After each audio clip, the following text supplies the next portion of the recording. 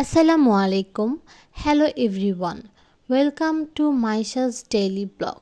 আজকে আমি শেয়ার করছি 31 ডিসেম্বর 2025 এবং 26 নতুন বছরে শুরুতে আলুঘাটি রান্নার রেসিপি।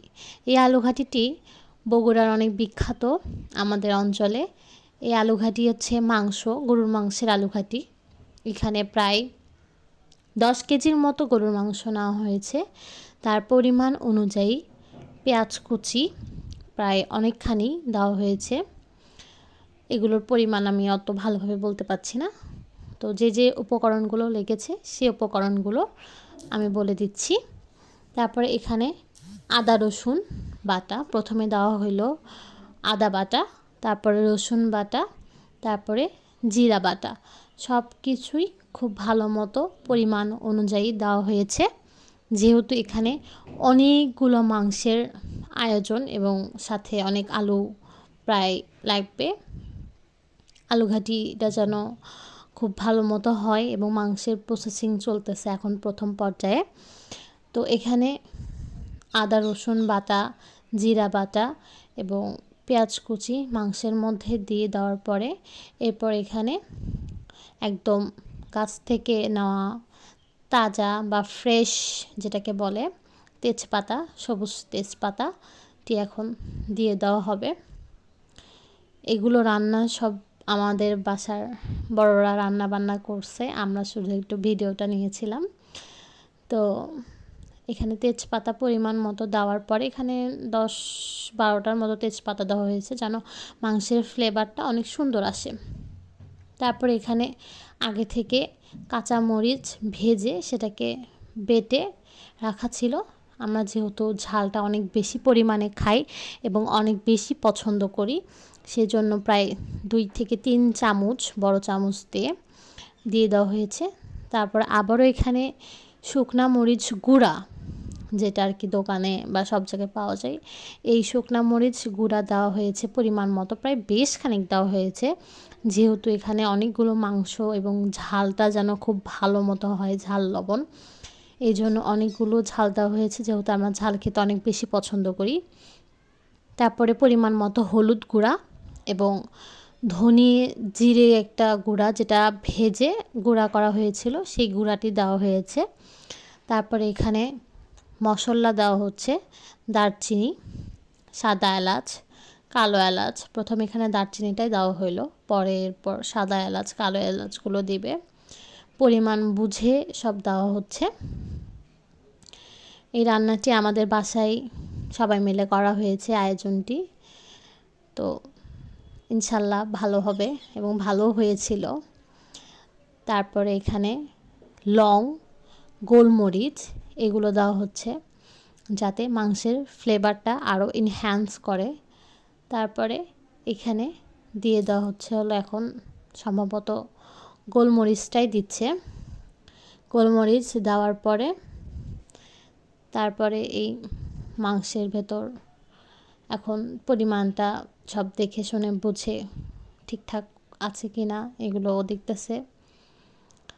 দেখার পর মাংসটি এখন মাখে কিছুক্ষণ রেস্টে রেখে দেবে, কারণ মাংসের ভেতর লবণ ঝাল ভালো করে ঢুকতে হবে। এখানে প্রায় 5 লিটারের মতো তেল ছিল, তো তার 3 লিটারের কাছাকাছি বা তার একটু কম বেশি হতে পারে, মাংসের পরিমাণ বুঝে তেলটা দিয়ে দিল। তেল দেওয়ার পর এখানে সুন্দর করে মাখানো হবে। মাখানোটা আমার ভাই বা আঙ্কেল এরকম কেউ নাড়াচাড়া করতেছে, যেহেতু অনেকগুলো মাংস। সুন্দর করে মাখিয়ে নেওয়ার পরে এটা সুন্দর করে একটু মানে রেস্টে রাখতে হবে, যেন লবণ ঝাল আরও ভালোভাবে মাংসের মধ্যে যেন সুন্দরভাবে ঢোকে। তারপরে চুলায় দেওয়া হবে। এর ওপরে আরেকটা মশলা দেওয়া হয়েছে, যেটা ভুলে গিয়েছিলাম বলতে, সেটা হলো সস বা জয়ফলা। এটা একটু একটু করে ওপর থেকে দিয়ে দেওয়া হয়েছে যেন এটার মাংসে আরও সুন্দর একটা ফ্লেভার আসে, যেন ঘ্রাণটা অনেক সুন্দর হয়। তারপরে চুলায়, যেটা মাটির চুলা বা যেভাবে রান্না করা হয় আর কি ওইভাবে তুলে দেওয়া হয়ে গেল।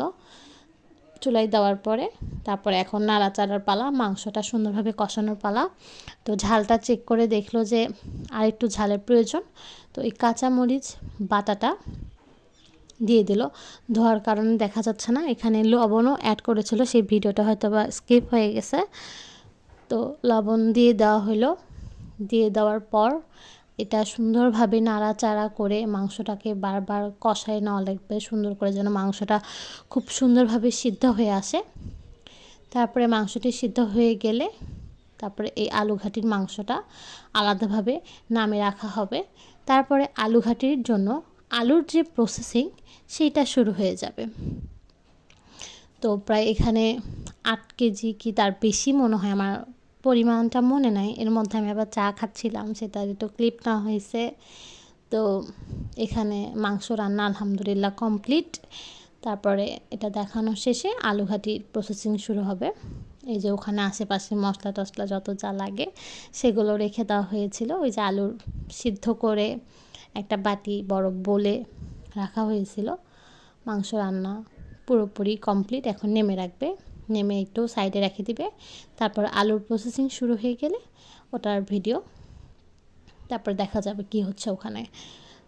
তো এভাবেই আর কি। তো আলু ঘাটি রান্নার বিশেষ যে একটা আনন্দ, একটা পিকনিক এরকম একটা করার জন্য বাসায় সবাই মিলে আয়োজনটি করা হয়েছিল এবং রান্না খুবই মজা হয়েছিল। তারপরে এখন আলু এখানে কত কেজি পরিমাণ নেওয়া হয়েছিল আমার সঠিক জানা নাই বা মনে পড়তেছে না। এখানে আমি একটু টেস্ট করতেছিলাম যে মাংস কেমন হইলো, আমরা সবাই টেস্ট করছি যতজন ছিলাম। তো খুবই মজা হয়েছিল। তারপরে আলুর এখানে অনেকগুলো আলুই প্রায় মানে ম্যাশ করে একটা বোলে রাখা হয়েছিল। তারপর ওখানে যত মশলা, ওই ক্লিপটা আগে চলে আসছে।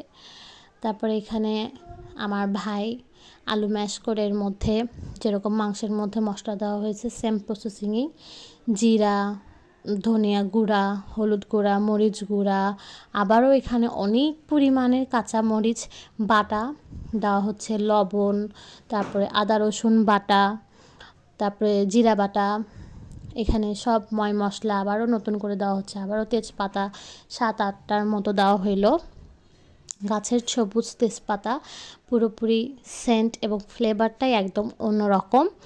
তো এখানে দেওয়ার পরে তারপরে এখানে আবারও ওই সেমভাবে দারচিনি, এলাচ, তারপরে কালো মশলা এবং গোলমরিচ একটু, এগুলো সব আবারও দিয়ে দিবে। আদা রসুন বাটা দিয়ে দিচ্ছে, আদা বাটা আলাদা, রসুন বাটা আলাদা, সবগুলো বাটাবাটি আলাদা করে রাখা হয়েছিল। একে একে পরিমাণ মতো করে সব দিয়ে দেওয়া হইলো। দিয়ে দেওয়ার পর এই আলু এবং মশলাগুলোকে সুন্দরভাবে মিক্সড করে নিতে হবে হাতের সাহায্যে বা চামচের সাহায্যে, যার যেমন ইচ্ছা। আমরা হাতের সাহায্যেই সুন্দর করে মিক্সড করে নিয়েছিলাম। এই যে দারচিনি দিয়ে দিল, দারচিনি দেওয়ার পরে সব সুন্দরভাবে মশলাগুলো বের করে নিচ্ছে, সবগুলো সুন্দরভাবে এখন মাখিয়ে নেবে, যেটাকে বলে আর কি হাতের সাহায্যে ম্যাশ করে নেওয়া। যেহেতু একটা বড় একটা আয়োজন, অনেকগুলো মানে রান্না, একটাই রান্না কিন্তু অনেক বড় বিশাল আয়োজন, যেটা বাবুর্চিতে করে সেটা আমরাই নিজেরাই করা হয়েছে।